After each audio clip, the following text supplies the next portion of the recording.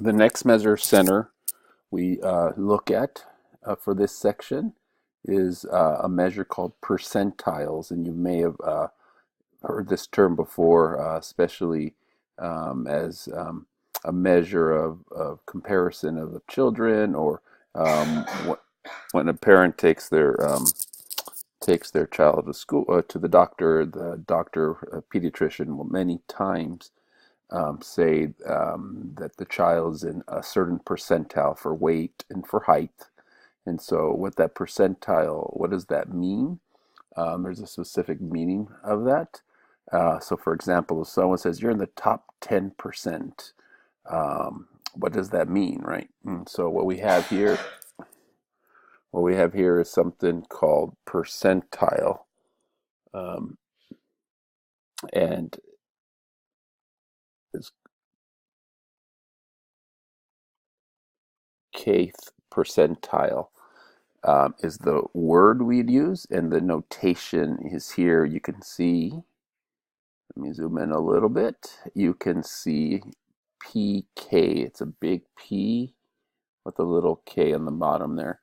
And that represents the kth percentile. And so what does that represent? The kth percentile denoted PK of a set of data as a value such that K% of all the observations are less than or equal to that value.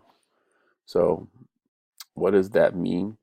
That means that if you were that which is the 99th percentile, this means that 99% of people are below you in some measure, whatever data, test score, height, whatever that is. And so you can see if we line everyone up, let's say by height. And so you'd have the shortest person here, and then the tallest person over here, the largest data value, right? The largest height. This person here would be P99, which means 99% of the people are shorter than them, and that's what P90. So P99 also could be top 1%.